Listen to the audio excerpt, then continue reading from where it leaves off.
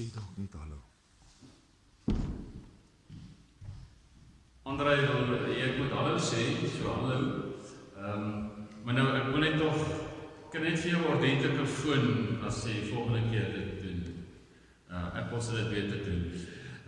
Goeiemôre gemeente, baie welkom vanoggend in hierdie erediens, en ek hoop dat dit vir die spesiale betekenis sal wees, vir die ook wat kyk.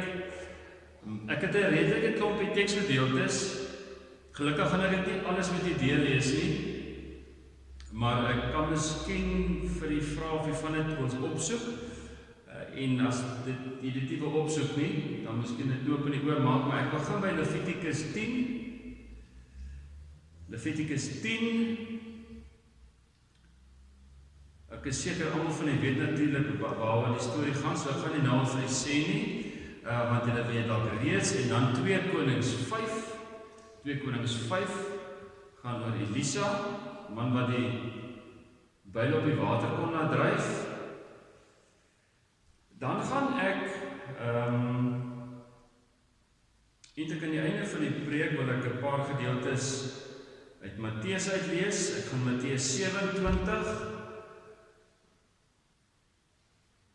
Johannes 19, Lukas 23, en dan gaan ek ook in Genesis 1 iets vir die laat kyk. Ek gaan net eers 'n gebed doen. Ek gaan weer die teksgedeeltes net nou vir die noem, as jy dit dalk sou wou opsoek. Kom ons bid saam. Here, ons het nou 'n klomp liedere gesing. My vermoede is dat dit waarskynlik goed vir is om dit te hoor. Maar Here, dit is eintlik vir onsself baie belangrik om dit te sing. As ons mor, terwyl ons sing, dan het ek nou al as kind baie keer gewonder, Here, of dit eintlik maar is hoe ek half oor U voel, en wanneer ons hart sing, dan is dit vir my so, en dalk praat ek net namens myself, Here, is dit vir my so 'n prentjie van dat ek eintlik half opgewonde is om ook met U te praat, maar ons het so nodig, Here, om te sing van die genade wat groot is, van U grootheid, van U goedheid, van U teenwoordigheid, van dat U vergewe, dat U hier is, dat U vers sien, dat die ander kan die oor ons sien, is, bly, leef, en is. Dit sê vir ons, Here, dat U oor tyd aankom, maar ook die tyd waarin ons ingaan,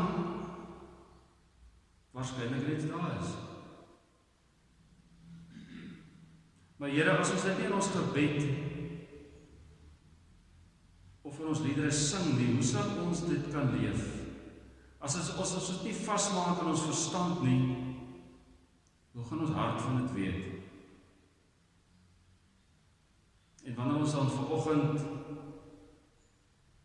Here, gedagtes as gelowiges met mekaar wissel oor tevrede, dan is my gebed, Here, dat ons rarig tevredenheid sal opsoek. Ons preek en ons dink vanoggend ook aan baie mense wat hier is nie. Ons dink aan mense wat as gevolg van die groot siekte al hierdie tyd met die ewigheid verwissel het. Mense wat aanbeweeg het, families wat sonder daardie persone is. Here, wat ons weet is dat mense alleen is. Ons baie eensaamheid, Here.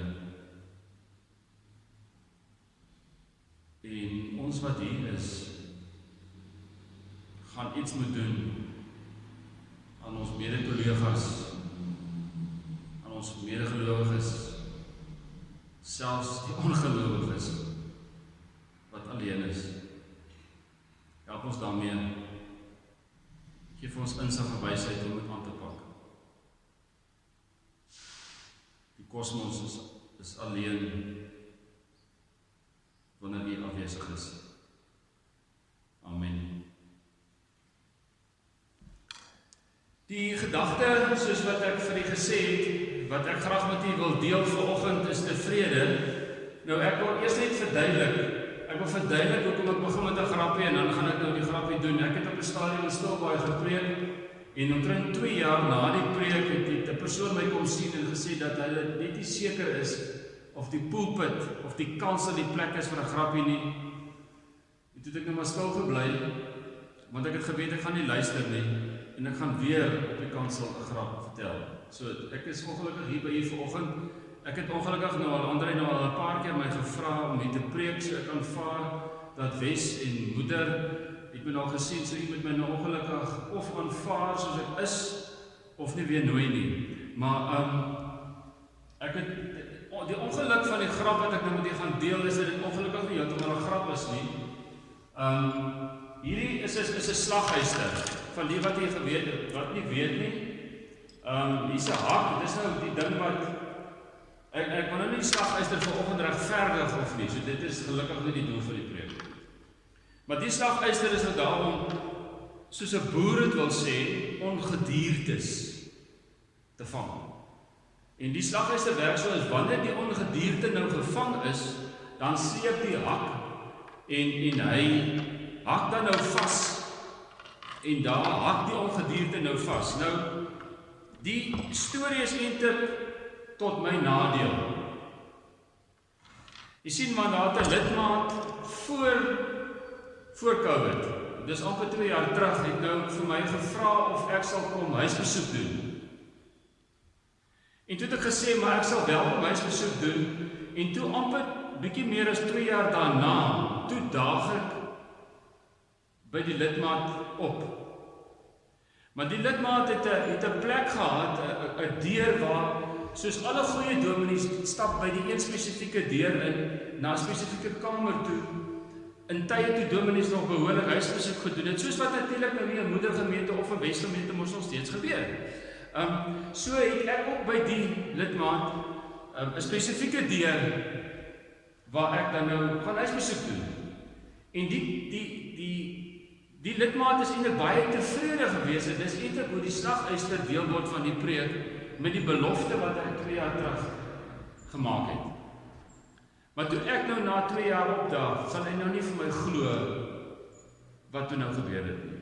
Die lidmaat moes die slaghuister by die deur sit, want die predikant was so lanklaas by die deur en dat die spinnekoppe nou al so die deur toegespan het, dat hy met die slaghuister die spinnekoppe moes vang.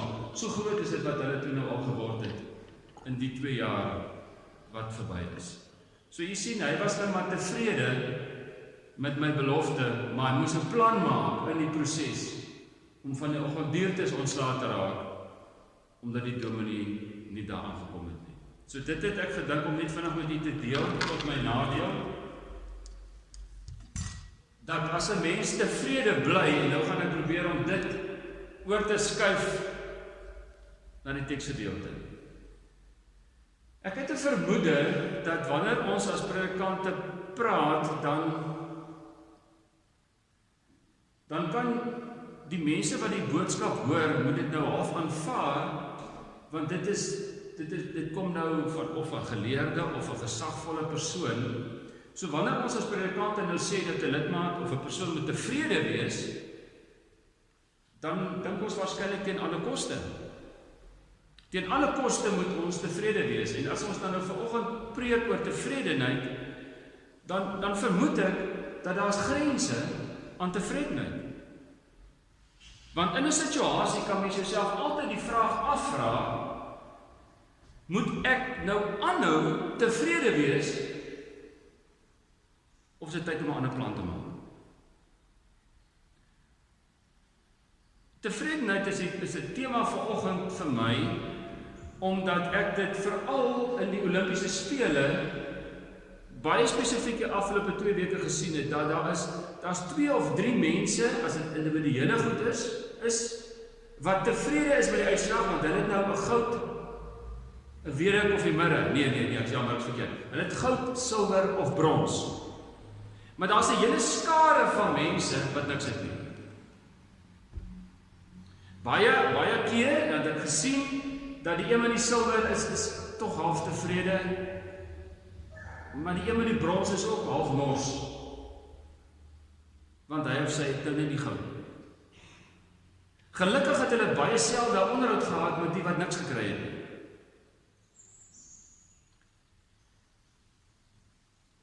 Ek gaan daarom gelukkig vanoggend ook die Bybel gebruik, nadat ek nou die inleiding van die gegee het oor tevredenheid. So ek wil graag hê, dat, jy hoef nie te blaai na Levitikus 10 toe nie. Ek gaan uit Levitikus 10 vir ons 'n voorbeeld lees, maar wat ek gaan doen is, ek gaan 'n paar voorbeelde van tevredenheid, of mense binne hulle eie konteks oor tevredenheid, graag met u deel, want ek dink is regtig verskriklik belangrik, om tevredenheid te verstaan. Nou, as ons, en voor ek by Levitikus 10 kom, wil ek net ietsie sê oor die woord, die Hebreëse woord, wat ons kan gebruik vir tevredenheid. Die een woord is yatab, of ayin, en daar's twee spesifieke gedagtes wat aan tevredenheid gekoppel word. Die een is, as ons tevrede is, sal dit wat ons praat, 'n goeie klank hê. 'n goeie klank. Maar daar's 'n tweede een wat eintlik ook 'n wonderlike betekenis is. Jy sal 'n vreugdevolle oog hê. Nou as ek so vinnig terugkyk in die Olimpiese spele, terug na die ouens wat die goud, die silwer en die brons kyk, dan gekry het, sal jy nou as jy dit enigstens gekyk het, baie spesifiek sien dat daar's by baie van hulle vreugdevolle prentjie in hulle oog. Baie verhale het ek gehoor van 'n goeie klank.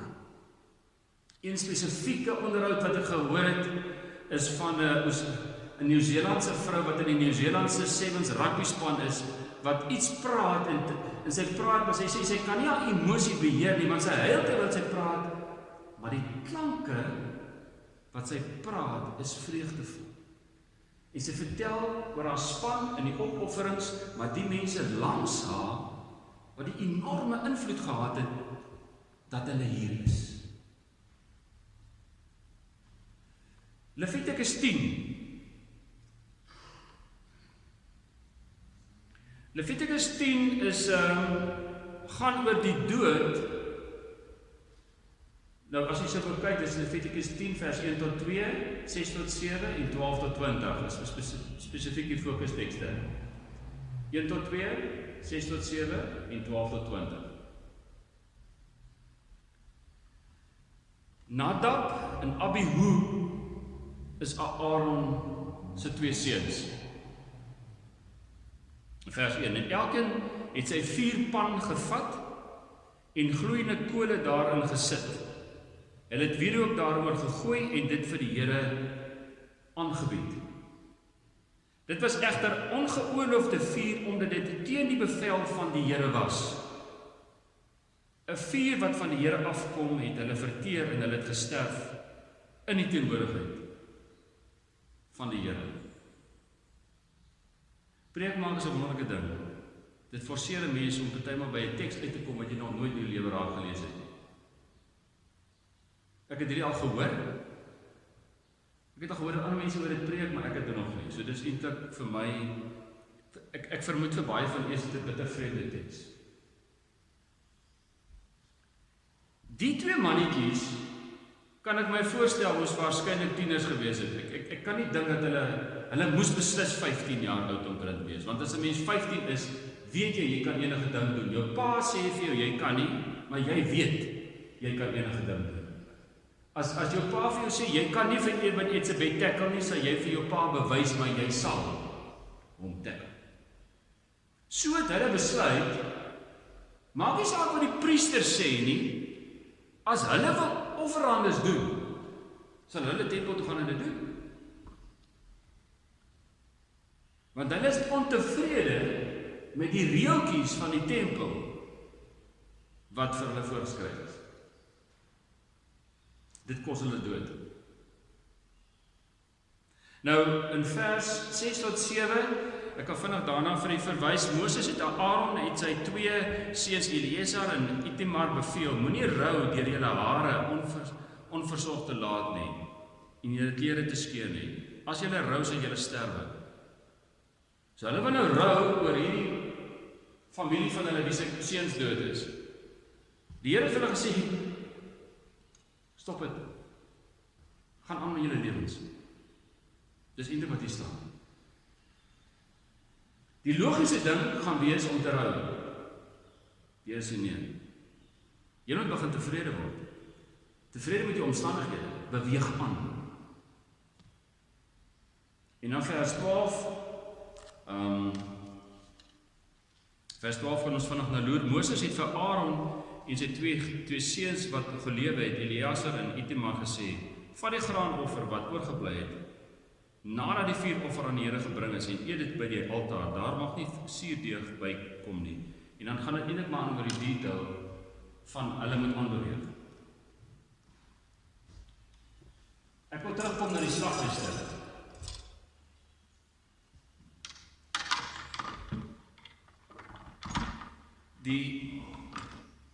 Die kruks van die saak van tevredenheid gaan dat ontevredenheid dikwels die slaghuis is waaraan ons as geestelikes vasgevang is.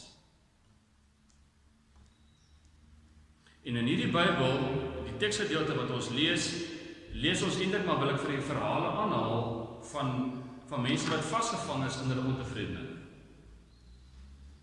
Ek het die afgelope tyd, gelukkig weet jy nie wat ek alles doen nie, so jy weet nie van wie ek praat nie, het ek 'n huis besoek van 'n persoon wat ek iets moes spesiaal, ek moes die huis oppas.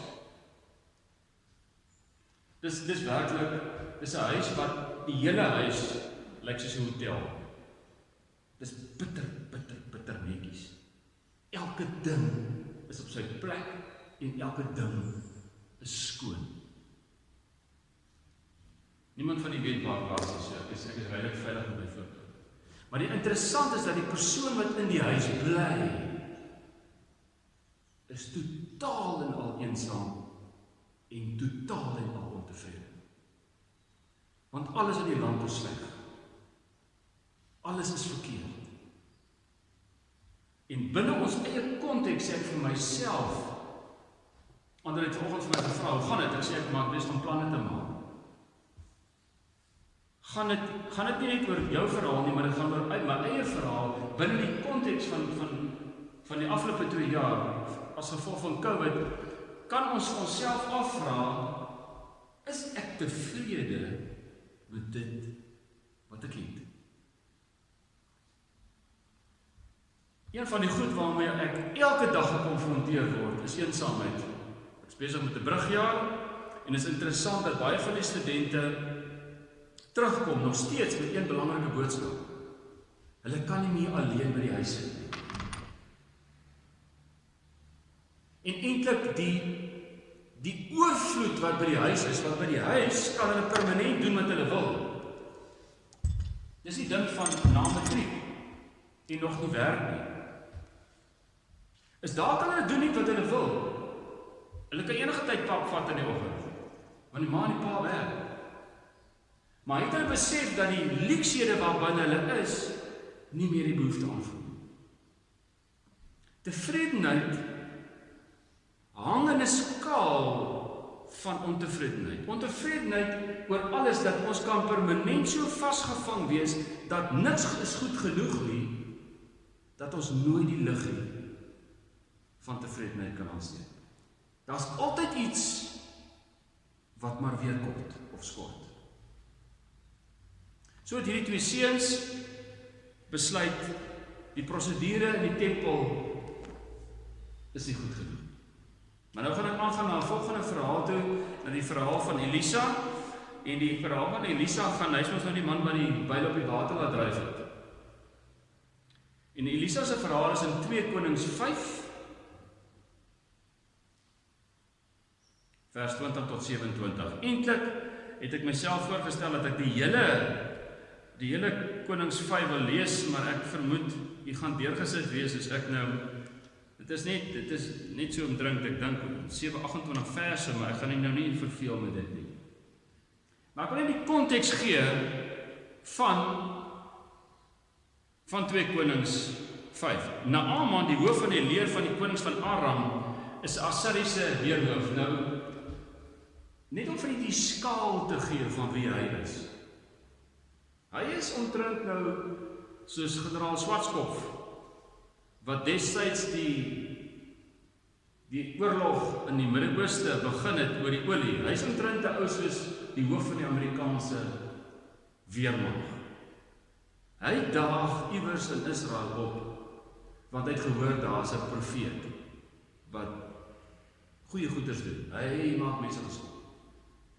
So Naaman daag op, en ons is hier so by vers 20, miskien net voor vers 20, hy kom na Elisa toe, want hy hoor Elisa kan sy siekte genees. Wat het hy? Hy het melaatsheid. Dit is maar 'n veldsiekte. Dit is 'n veldsiekte met sere. So hierso is hy hierdie koning met hierdie enorme hoeveelheid sere. Ek weet nie of jy al gesien het hoe lyk melaatsheid nie, maar dit is nie 'n goeie prentjie nie. En dan moet hy, en hierso is vers 9, Naaman met sy wa en perde het daar aangekom en het stilgehou voor die huis van Elisa. Elisa het 'n boodskap na hom toe gestuur. Nou kyk bietjie na die detail van die teks. So hier kom jy nou van droë vlakte af om die belangrike dominee op Riversdal te kom besoek. Hy weet van jou afspraak. Die kerkkantoor het hom 'n week van tevore laat weet, hier's 'n baie belangrike lidmaat, ek weet waar dit is, wat kom jou besoek.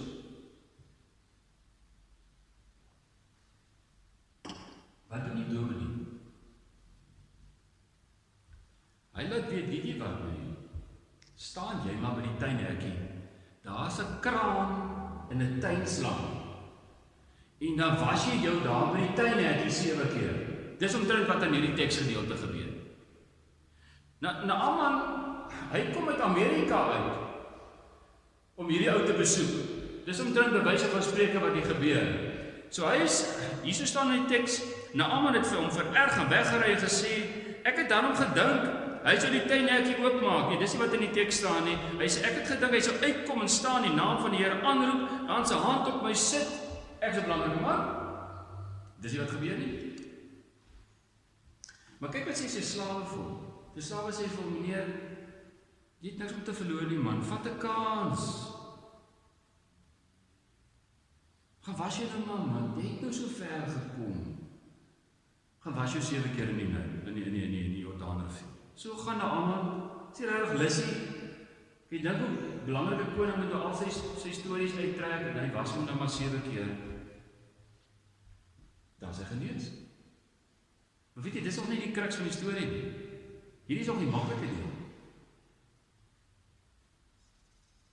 Nou het hy hom gewas, hy is gesond, nou wil hy teruggaan na Elisa toe vir hom, nou wil hy begin betaal.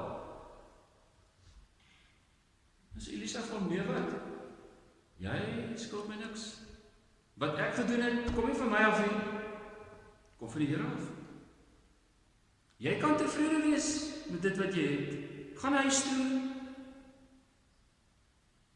En gaan leef vir lewe. En dan kom die interessante deel. Weet jy wie van julle het al die spreekwoord gehoor van waar Gehasie? Ken jy dit? Daai storie is so 5000 jaar oud. Maar Gehasie is 'n entrepreneur. Hy is waarskynlik die eerste ordentlike besigheidsman. Hy is 'n entrepreneur. Want wat hy sien is, maar die koning vat nie geld nie, of die priester nie. Hy dink, hy kan ons op die site, kan hy ietsie vat by Naaman. So wat doen hy? Hy ry agter Naaman aan. En hy sê, man, die R1 miljoen wat jy nou vir Elisa wil gee, daar is tog iemand wat dit nodig het. So jy hoef dit nie vir hom te gee nie, maar gee jy dit so lank vir my en die bietjie klere en dan lewer ek dit af. Naaman sê van wie wat? Ek gee vir jou R2 miljoen. Jy kan nou die sikkel silwer gaan lees wat hier so staan. Ek gee sommer vir jou R2 miljoen en stuur jy my goeie boodskap. Tevrede. Gehasie is die junior van 'n ou wat 'n byl op die water kan laat dryf. Hy is die junior van 'n ou wat met God kan praat, wat by God hoor, wat 'n noue verhouding met die Here het. Wat as hy vir 'n ou sê, jy gaan was jou 7 keer en word jy gesond? Is nie goed genoeg nie. Verstaan jy die slaguister? Die slaguister van ons eie vooropgestelde idees oor wat goed genoeg is. Oor wat ons tevrede maak. Is 'n enorme intellektuele, emosionele konsep. Wat 'n enorme hoeveelheid van ons gedrag beïnvloed. Of ons tevrede is of nie. Nou wil ek net vir 'n oomblik myself onderbreek en dan gaan ek die laaste teksgedeeltes met u deel en dan is hy amper ontslae van my. Wat is tevredenheid? Ek moet ongelukkig, ek het dit in Engels geleer, ek gaan vinnig dit net vir u sê. Tevredenheid is 'n emosie. Ons moet dit vir onsself sê. Miskien is daar 'n bietjie van 'n verstaan, jou brein moet dit verstaan, maar eintlik die wortel, wanneer ons 'n goeie klank praat as gevolg van tevredenheid, wanneer daar iets in jou oog gebeur, die definisie sê mos van yatat of in ayin is 'n vreugdevolle oog, is dit die resultaat van 'n emosie. Wat sê die definisie? Wat is 'n emosie?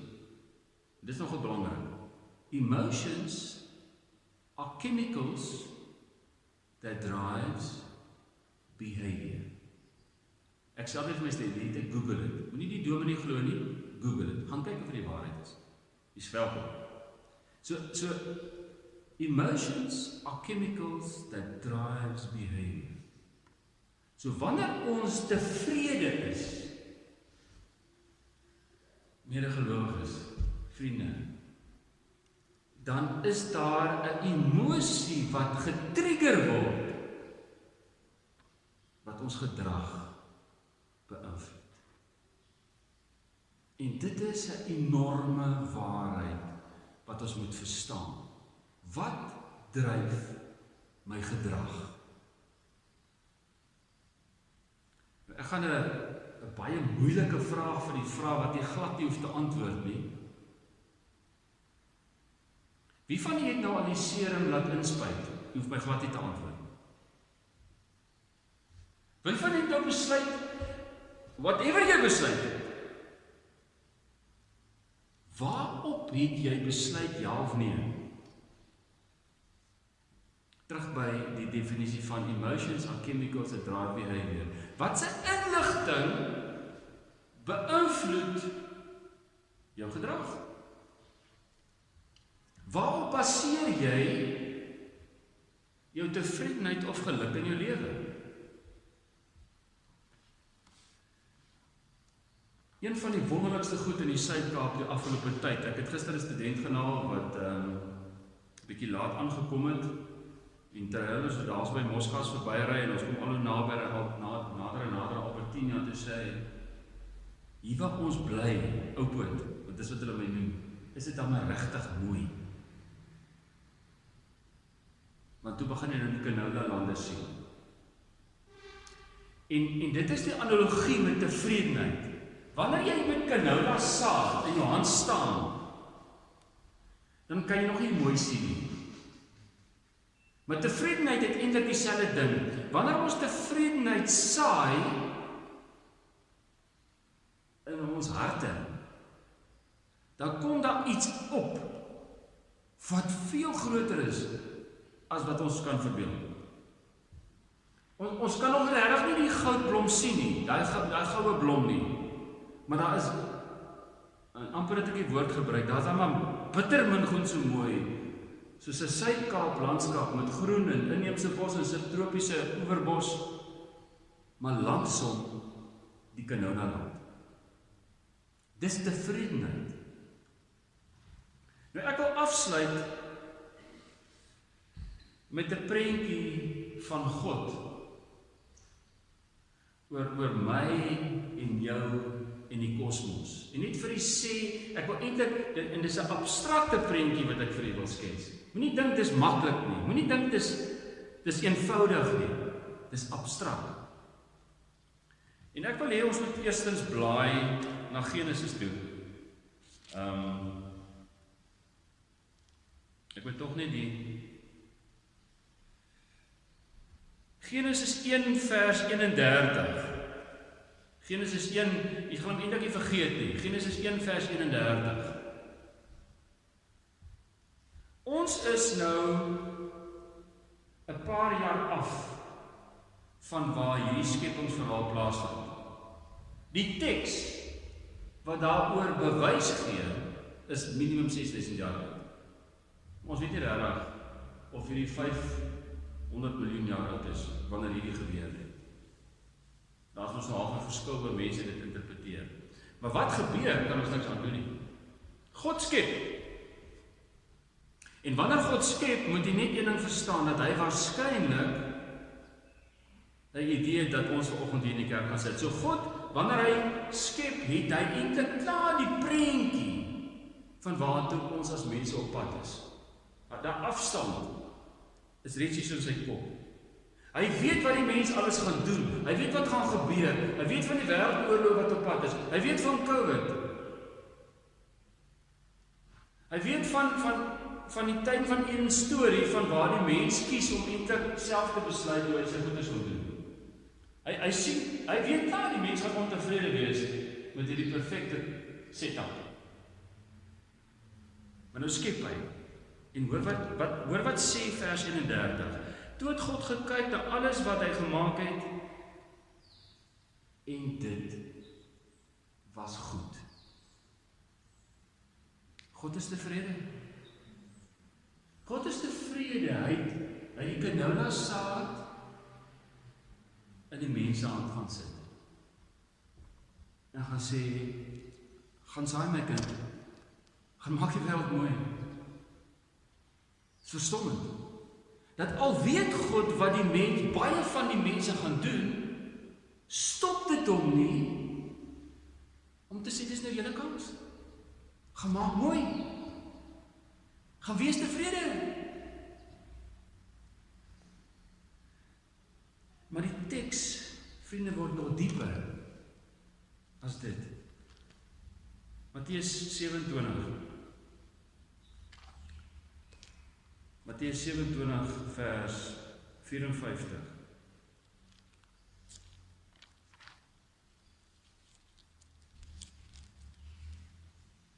Ja, maar toe ek nog baie jare terug rugby gespeel het, ek altyd die rugbybal vat, het ek altyd my vingers gelek. Nou doen ek dit nog steeds, selfs as ek in die Bybel blaai. Matteus 27 vers 54.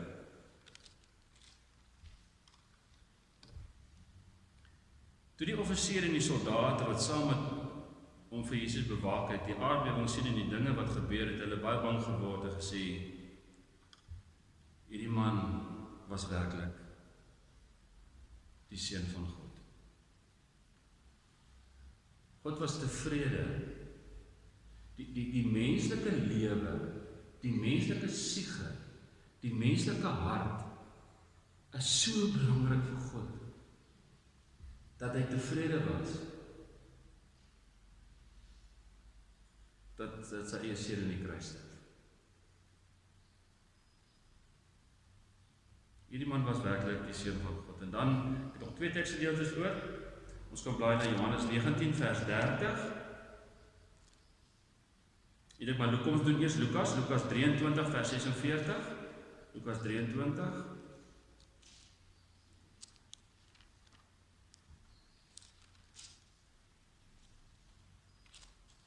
Vers 46.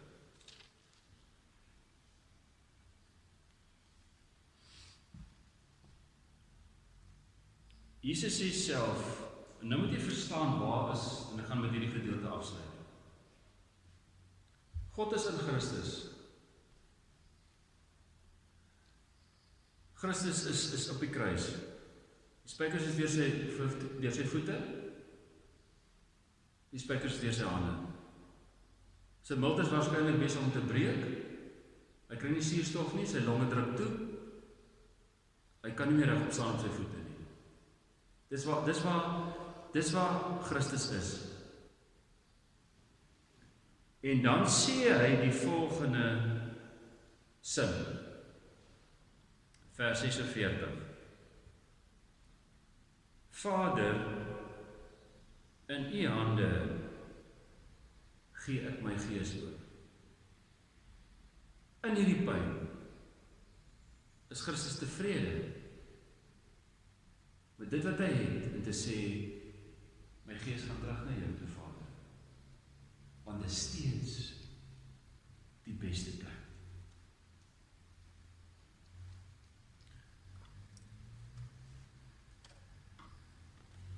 My laaste sinnetjie is ek het die voorreg om met baie diverse mense te werk op hierdie stadium. Onder andere met mense wat niks met God en gebod te doen wil hê nie. En ek sê nou vir u, dis 'n voorreg. Want ons het niks om aan mense te bied wat hulle sinvol laat leef of tevrede maak as ons nie die evangelie aan hulle kan bied nie. Mense se lewens verander nie, hulle oë gaan nie oop andersins as wanneer hulle in die oë van Christus kyk. As hulle in die oë van die Messias kyk en binne hulle eie omstandighede die tevredenheid en die werklikheid aanvaar as die enigste werklikheid. Ek en u, ons is die saad, ons is die canola saad wat in hierdie wêreld met 'n blink oog na die kosmos kyk. Irrelevant van hoe stuk in die kosmos is. Irrelevant hoe goddelose mense met genade omgaan. Dis 'n ongelooflike opdrag. Dis 'n keuse of ons vasgevall bly in ontevredenheid. Die slaguister bly sit. Ek weet nie of jy al gesien het hoe lyk 'n ratel wat homself sleep in hierdie ding nie. Ek het nog nie. Maar wanneer ons vasval in ontevredenheid, is ons verhaal 'n slegte verhaal as jy raad. Ons sleep met ons ontevredenheid tot binne in die graf. Maar wanneer ons iets van God begin raak sien, lank voor ons dood, blink ons oor reeds, want ons is op pad in die regte rigting.